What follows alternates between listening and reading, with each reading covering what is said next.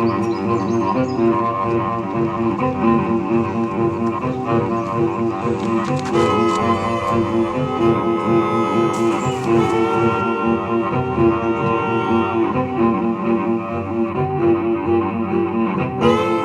n'y avait pas d'idée précise en arrivant ici de dire on va faire des abris. On s'est laissé le temps de la découverte et vraiment de la promenade et de la balade. Avec Laurent, on a arpenté dans tous les sens pendant des journées et on est allé à la limite, au bord. C'était tous ces endroits un peu délaissés et l'idée c'est sûrement là qu'on va s'abriter. C'est vraiment le type de projet qu'on affectionne à Pronomède, qui prennent du temps. C'est le temps de la rencontre, nous avec un artiste, l'artiste avec le territoire, et comment ce temps-là est nécessaire à la fabrication d'un projet. Amener la culture sur un territoire, c'est dans l'optique qu'elle laisse une empreinte. Les premières esquisses, les livres montrés par Laurent sur ses créations nous ont vraiment donné envie de nous associer et de nous investir complètement dans ce projet. On va rester, mais vous avez Cathy, vous avez la meilleure. Le lien avec le culturel et l'ouverture que ça donnait pour nous, mais aussi pour nos agents, elle me paraissait vraiment importante et c'était plutôt enthousiasmant. Avec ensuite tout l'obstacle par contre du technique et du juridique, d'arriver à faire que ces abris dans l'espace public ne soient pas dangereux, parce que nous c'est une partie importante à gérer dans l'activité. On met souvent une sculpture sur une place de village.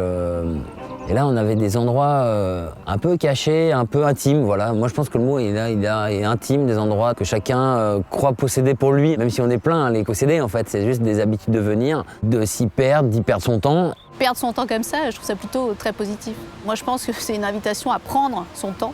Et dès lors qu'on prend son temps, on ne le perd pas. Je suis content de me dire que quelqu'un, quand il a envie de lire ou écouter de la musique, fumer une cigarette ou boire une bière, il va faire l'effort de descendre de la ville à un endroit qu'il aime bien. Et si l'endroit qu'il aime bien, c'est en plus est devenu une habitude sur un des abris proposés, voilà, je trouve ça déjà une chose intéressante. Il y a des balades rituelles, les gens viennent se promener, il y a des gens qui tous les jours passent au même endroit. Ceux qui viennent jouer aux boules, il y a l'amicale des chasseurs, il y a des gens qui viennent faire leur jardin, il y a un monsieur que j'ai croisé souvent qui vient balader ses moutons. Et ils voyaient Laurent travailler et petit à petit, cet intrus, cet étranger venait, revenait et puis le dialogue s'instaurait. Voilà, amener des crêpes à 4 heures pendant que je travaillais sur les bords de la Garonne. Un monsieur qui vient couper son bois et qui me dit il doit faire soif et qui me laisse des bières parce qu'il faisait chaud à 6 heures du soir. Voilà, c'est tout ça, quoi. C'est des bons moments, quoi. Des promeneurs, voilà, alors ça aussi, les promeneurs, ceux qui viennent promener leurs chiens, qui tous les jours, 2 fois par jour, passent aux mêmes horaires et regardent, mettent plus de 3 jours avant de poser une question et dire « Ah bah oui, j'ai bien remarqué que ça avance, mais je comprends pas bien ce que c'est ».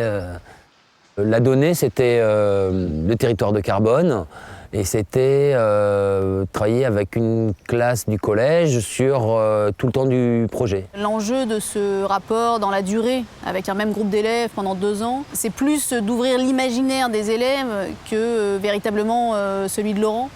Mais ces projets ils sont réussis quand l'artiste il est quand même capable d'être vraiment à l'écoute et d'être le réceptacle aussi des idées des élèves. Comment un projet culturel fait se croiser des gens très différents. Et aussi bien le responsable technique que l'élève de 5e ou de 4e, c'est comment tout le monde a son mot à dire, sa main à mettre, son pied à poser. Au départ, les élèves sont entrés dans le projet de manière assez rétive. Nous n'avons pas réussi, dès les premières heures, à transmettre cette beauté du projet. Pas proposer ça trop vite aux élèves parce que ça bloque assez vite d'arriver avec des choses déjà prédéfinies, comme si c'était déjà établi, ou bien leur faire comprendre la notion de recherche. C'est-à-dire qu'il faut ouvrir les pistes et pour ouvrir les pistes, il faut s'amuser dans le jeu. Donc là, nous avons une limace qui vient de trouver sa coquille et elle est devenue un escargot. Donc c'est prévu plutôt pour être un abri pour une personne. On voit déjà que vous pourrez vous installer toutes les deux. Il y a une petite place. Vas-y, Angélique. Voilà, comme ça. Allez, tassez. On pensait que le projet amuserait beaucoup les élèves et finalement, on s'est aperçu que quelques difficultés se postaient sur notre route.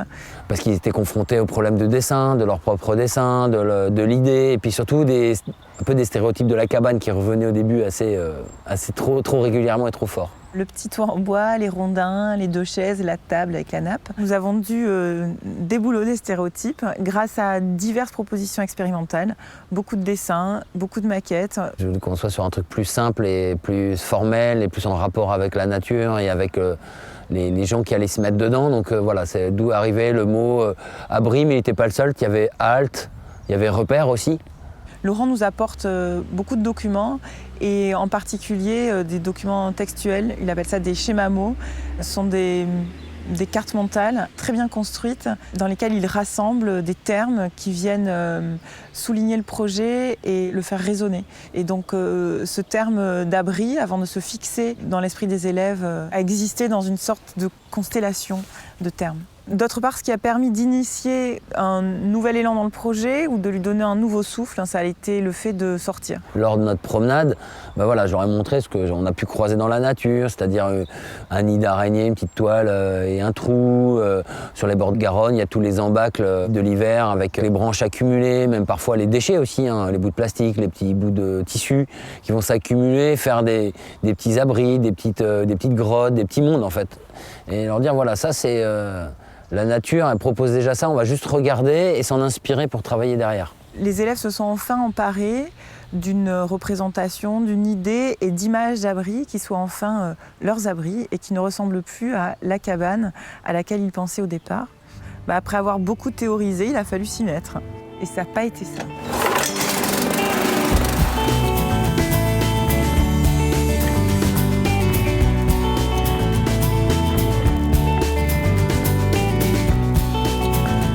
La pérennité amène des moyens logistiques et de travail qui ne sont pas forcément très faciles à partager ou à faire exécuter par des élèves de 5e et de 4e parce qu'ils ont essentiellement travaillé physiquement avec les mains. Ils étaient en 4e, c'était en octobre 2014. C'était des formes sur lesquelles on avait beaucoup travaillé avec eux, en maquette, en dessin.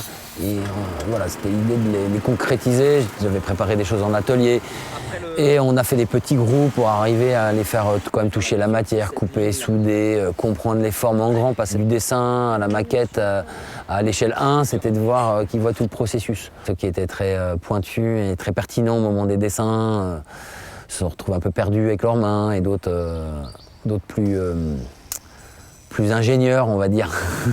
Les élèves sont allés sur le chantier et au retour, ils ont conçu leur abri ici, au collège. Et il y a un lien fort entre ce qu'ils ont vécu sur le chantier et ce qu'ils se sont autorisés à faire ici au collège. Moi, je les ai vus aussi grandir comme le projet, parce qu'un an et demi avec les élèves, à cet âge-là, ça évolue beaucoup, quoi. Aussi vite que les abris sont arrivés, en fait. C'est rapide. En fait, il n'y a pas eu au début la volonté de dessiner un parcours. On n'allait pas faire le parcours des abris. Ce n'était pas une invitation à faire une promenade supplémentaire autour de Carbone. Il se trouve qu'on a édité une carte avec la ville de Carbone pour que les gens s'y retrouvent. Mais on peut un jour visiter l'abri 3 et puis la semaine d'après aller se poser dans le numéro 9. Enfin, ils n'ont même pas de numéro d'ailleurs, c'est juste pour la lisibilité de la carte qu'on a fait les numéros. Je pense que oui, c'est plus la collection qui est importante que la notion vraiment de parcours ou de promenade.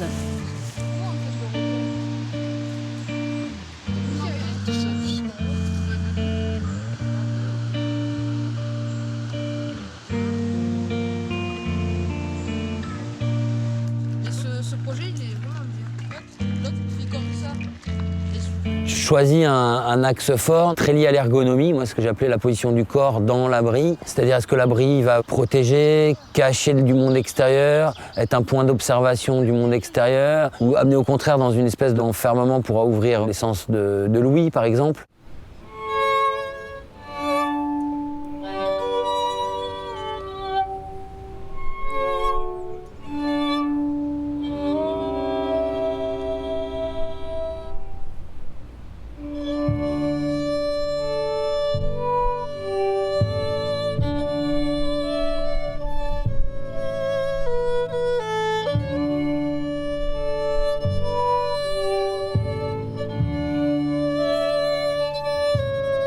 Le terrier, je ne suis pas sûr qu'il y ait beaucoup d'animaux qui viennent se terrer dans ce terrier, mais c'est une invitation à l'imaginaire. Comment nos pensées peuvent venir se cacher, s'enfuir, s'immiscer, s'infiltrer. Celui-là, il était très grand, il marchait très bien dans l'atelier, et là, il est un peu perdu dans sa nature. C'est un petit regret, je pense qu'il pourrait être mieux ailleurs. Et pourquoi pas se reposer la question dans quelques temps, ce qui ne sera pas forcément facile à déplacer, mais où il aurait fallu beaucoup réaménager en termes de modelage de terrain, les mettre peut-être un peu qui montent. Je sais que c'est un endroit qui est aussi souvent sous l'eau quand il y a des crues. En même temps, c'est rigolo parce que j'ai des gens qui sont passés, ils m'ont demandé ce que je faisais, je leur ai dit c'est le siphon pour vider. Des fois, il y a de l'eau ici. C'est pas grave, ça. C'est prévu pour. Ouais. Oui, il y a de l'eau. Ouais. Ça, parfois. Quoi. Ouais. Mais l'année dernière, il y a eu beaucoup d'eau, ça a beaucoup débordé. Ouais. Le choix a été fait plus par rapport au parcours, voilà, plus que par rapport là. J'ai pas suivi trop la sensation du lieu. C'était, voilà, on voulait qu'il y ait une ponctuation à cet endroit-là. C'était là où il y avait les saules pleureurs, où je voulais travailler plutôt avec les saules en fait. Les saules étant devenus impossibles du fait de leur fragilité, de leur dangerosité, du fait qu'ils allaient être coupés sous quelques années. Ben voilà, c'est peut-être arrivé un peu comme un cheveu sur la soupe. Je pense que ça a fait partie de... Voilà, les terriers font partie des choses pour moi qui ne sont pas entièrement satisfaisantes, mais qui font aussi partie de l'histoire. Donc,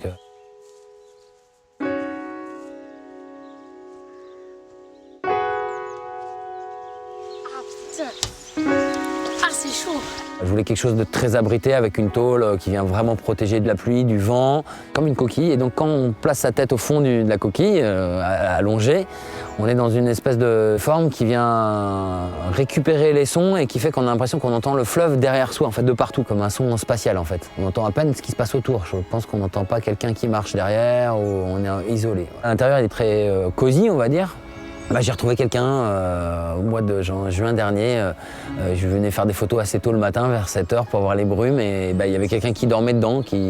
Voilà, donc l'abri est devenu un abri de sans-abri le temps d'une nuit d'été, on va dire. Je pense pas qu'on y habitait l'hiver, mais en tout cas, voilà, il était là avec son duvet, son chien, et très respectueux. Je suis repassé une demi-heure après, il avait plié bagages, etc.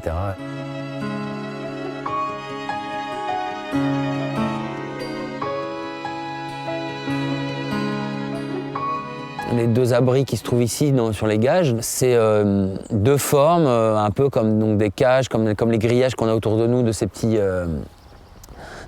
parcelles potagères dans lesquelles poussent ce qui veut bien pousser, des bouts de liseron, des restes de haricots, des petites plantes. Et au niveau formel, j'en ai cherché un qui était plutôt horizontal, où on pouvait se mettre en position, surtout pour les adultes aussi, je pense aussi adultes-enfants, c'est très différent quoi. Des positions ergonomiques très différentes, on ne rentre pas de la même manière quand on est petit ou quand on est grand, on ne s'assoit pas sur les mêmes hauteurs de chaise, on ne se met pas dans les mêmes contraintes de corps. Voilà, j'ai cherché aussi les contraintes de corps. Par exemple, celui à l'horizontale, les enfants vont très facilement être debout et rentrer à 3-4. En tant qu'adulte, il faut rentrer accroupi, il faut faire un effort. Inversement, celui de derrière, il est en position plus verticale et il fait qu'on a du mal à aller s'asseoir dedans. On est obligé de rester debout et en plus, il est un peu penché, donc il amène un déséquilibre. Il y avait des haricots dedans, regarde. Tu veux manger des haricots ?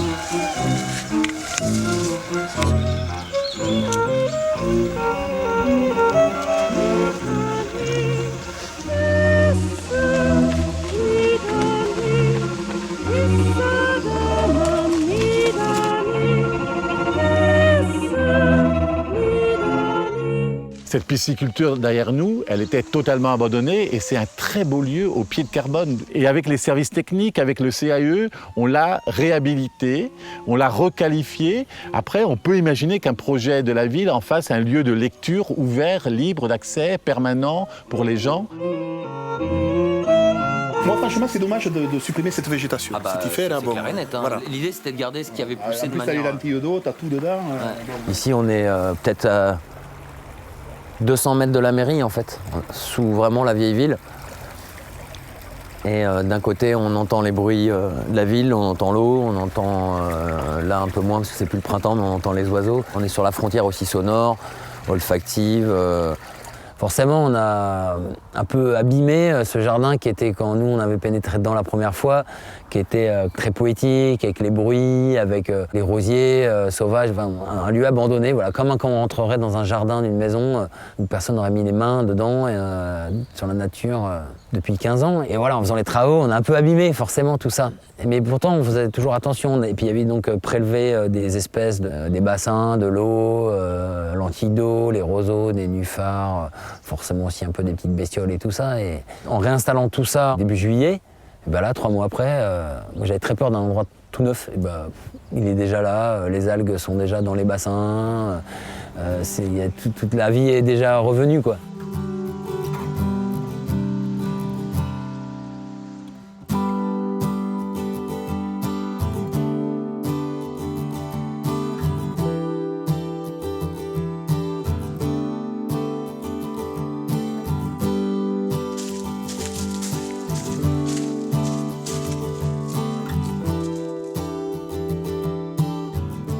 Moi je sais que j'aime beaucoup quand je vais me balader quelque part, trouver le petit endroit où je vais m'asseoir pour réfléchir. Soit j'ai envie d'un café de monde, donc je vais me trouver le café du village, soit je vais me chercher ce petit coin où on a un angle de vue un peu de spectateur en fait, soit sur la ville, soit sur ce qu'il y a autour. De ma terrasse, je vois les gages et comme je suis très curieuse, j'ai vu des allées-venues, donc je me suis intéressée à ce qui se passait. Il y a les bambous, les petits ruisseaux, les oiseaux, les poissons, voilà. Et puis on a une vision de la ville en contrebas, alors que d'habitude on passe dans les rues et voilà, donc ça permet de se poser, de regarder. Et puis de s'installer aussi dans ces abris pour différentes raisons. Alors moi sur celui-ci, j'aime bien y venir de manière souvent impromptue. Quand je me promène dans la rue, je vois ce passage et ça me donne une envie de me poser, de réfléchir, d'observer la nature. Bon, parfois de le partager avec d'autres personnes. Donc là, la ville est derrière nous et devant nous, on a toute cette campagne avec toutes ces couleurs. Et donc ça incite à la rêverie, à la réflexion, à la méditation, voilà, au partage. Et puis on y apprécie la nature sous toutes ses formes. Que ce soit quand c'est ensoleillé, aujourd'hui ça l'est beaucoup moins, mais elle est quand même tout aussi merveilleuse. Si on met un abri là, comment il peut être en symbiose avec l'endroit? Qu'est-ce qu'il va proposer? Est-ce que il va ouvrir sur le son? Est-ce qu'il va ouvrir sur le regard? Est-ce qu'il va ouvrir sur le toucher? Est-ce qu'il va ouvrir sur les odeurs? Parce que voilà, en fait, en gros, il y a quand même 4 sens un peu toujours en éveil autour de ça, quoi. Il n'y a guère que le goût qu'on ne peut pas aborder, et encore que on parle d'abris là qui sont au milieu des potagers ou des endroits potagers, de haricots qui pousseraient dedans, etc. Voilà, on peut presque les manger, les haricots. Il y a des pois de senteur, par exemple, dedans. Là. Ça se mange.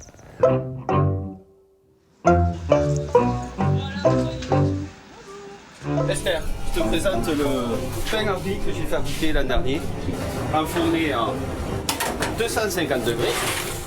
Au sein de la commission culture, on cherchait un moyen pour que les gens s'emparent du projet, que ça devienne donc un projet de ville tout entier. Et Nicolas de l'Ovalie du pain s'est emparé de ce projet et a créé un pain avec plein d'ingrédients différents. Esther a eu elle aussi l'idée du coup d'en faire un poème. J'ai eu des idées remontant avec les souvenirs de mon grand-père. Lorsqu'on allait à la pêche, on allait chercher la poire au fond du jardin. Les figues, on en trouvait partout au niveau des sentiers pédestres. Le raisin était le petit canon de rouge avec le casse-croûte.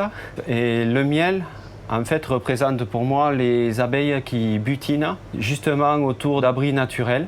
Et les noix sont toutes les coquilles que laissent les rongeurs autour de ces abris naturels. C'était pas possible de venir tout réaliser in situ, déjà aussi pour des histoires de timing. Sur 2 ans, il y a 2 hivers, on peut pas travailler dehors, il y a aussi des choses comme ça. Donc tous les projets qui étaient très liés à un arbre, à un lieu, etc., je suis venu créer des espèces d'empreintes avec les matériaux pour vraiment créer l'ergonomie autour de l'arbre, de l'objet. Et je les ai ramenés à retourner en Bretagne avec moi. Donc il y a des objets qui ont fait 2 fois l'aller-retour quand même, 4000 km avant de revenir définitivement pour leur installation. Et donc entre octobre 2014 et mars 2015, où je suis revenu assez régulièrement à partir du printemps de 2015 pour installer, il y a eu toute une grande phase de réalisation à l'atelier qui est en nombre d'heures une part assez importante du projet quand même. Donc là je suis plus tout seul, je suis en intérieur et là on se retrouve aussi devant un travail d'atelier alors que le résultat final est quand même en extérieur. Il y a toujours des choses qui paraissent très impressionnantes en atelier, en taille, à manipuler, en poids, etc. Une fois dehors, c'est pas si grand que ça, quoi. Donc, ça a toujours été un peu le doute du choix de l'échelle. Est-ce que ça va être à l'échelle du lieu? À l'échelle de la personne, ça va, parce que je pratiquais beaucoup les tests, en fait. L'ergonomie, je le cherche beaucoup avec mon propre corps, des enfants aussi, voir comment ils évoluent dedans. Ma petite fille de 2 ans, je la laissais voir comment elle montait dedans. Ça permet aussi de voir les dangers, parce qu'on est aussi dans tout un rapport de sculpture ou d'architecture, en tout cas de construction sur l'espace public.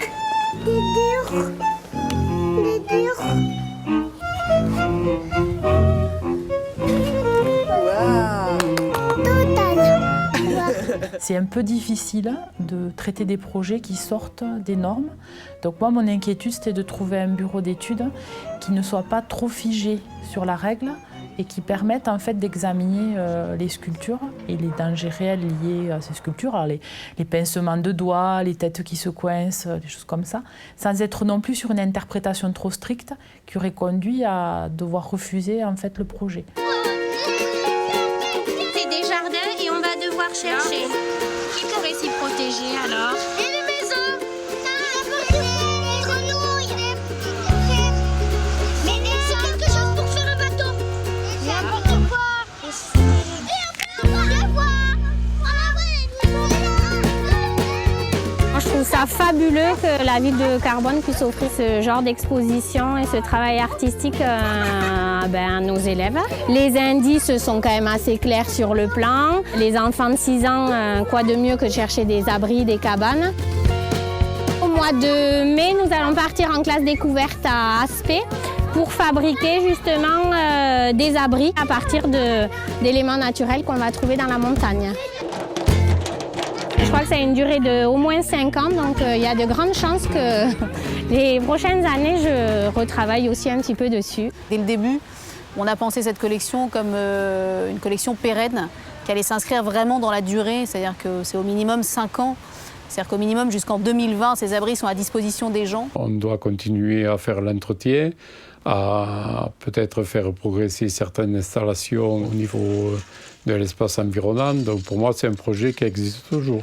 Il y a des choses qui vont, qui vont exister bien plus que 5 ans, d'autres qu'il va falloir peut-être enlever au bout de 5 ans. Il va y avoir des matériaux qui vont plus s'abîmer, d'autres s'envahir. Ils vont aussi raconter des histoires différentes avec la patine du temps et les traces du temps dans et sur les objets. Ils ont pris leur place dans l'espace. C'est comme des mini-photographies sur Carbone. On peut regarder la ville de plein de manières différentes.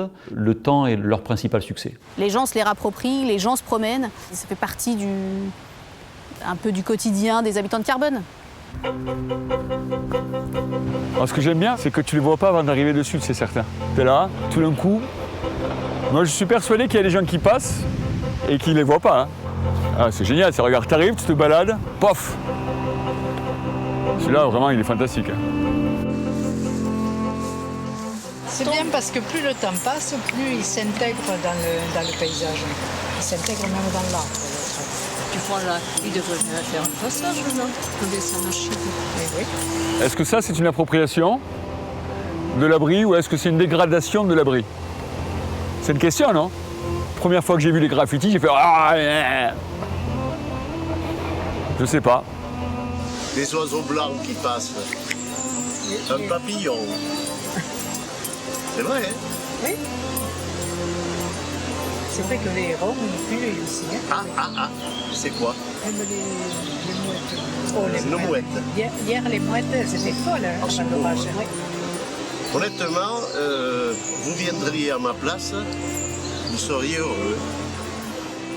Tu arrives dans un endroit super beau, super sympa, et là, tu vois, regarde, les compotes. Ah, les préservatifs, regarde aussi, tu vois. Donc il y a de l'amour, il y a de la bière, il y a du chocolat, il y a de la gourmandise.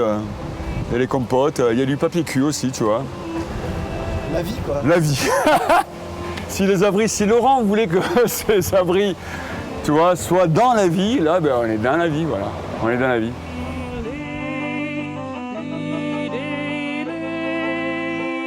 La soirée de lancement était particulièrement agréable. Ouais, tout à fait.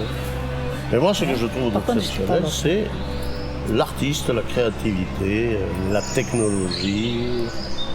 C'est en fait l'artisan, artiste, on ne sait pas trop comment les définir. On savait qu'il y avait un projet, donc il y a eu l'inauguration du chantier en disant ce que vous allez voir, ce ne sera pas terminé, mais il y avait ici des fondations, ici on coulait, ici on construisait, ici on démontait le grillage de la pisciculture. Donc les gens voyaient qu'il y avait des choses en cours, mais ce n'était pas terminé.